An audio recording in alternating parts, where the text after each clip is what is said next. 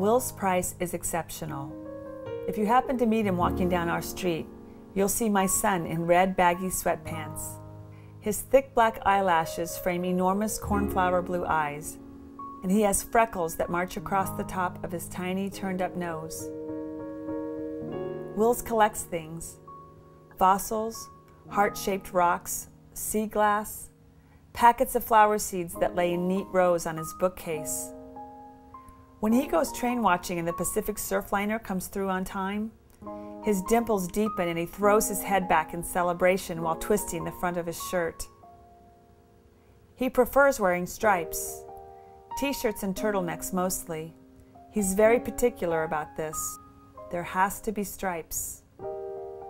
Wills knows the parts that make up a Boeing 747 engine, but has trouble tying his shoes or using a public restroom. He cries in crowded or noisy rooms, but is right at home in the heart of New York City.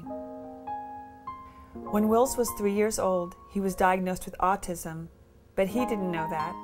So that same afternoon, he happily played green ball in bush, a game he'd invented himself.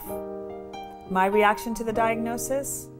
I bought fish, and then hamsters, and then a rabbit, and then more hamsters, and 10 hermit crabs, and a land turtle, and dumpy frogs.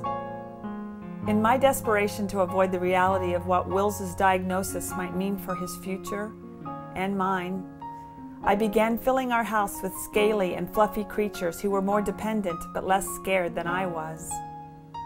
What I couldn't have known at the time was that one of those animals would become the one true friend that would raise my son's confidence, elicit his very first belly laugh, and have other children clamoring to play with him.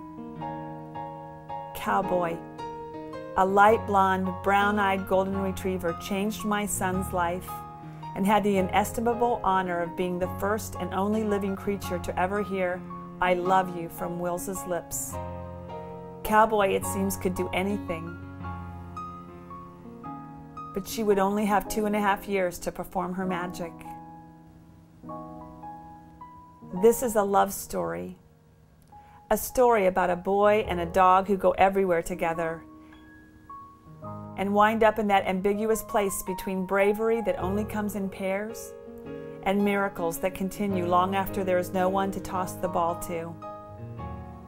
This is the story of Cowboy and Wills.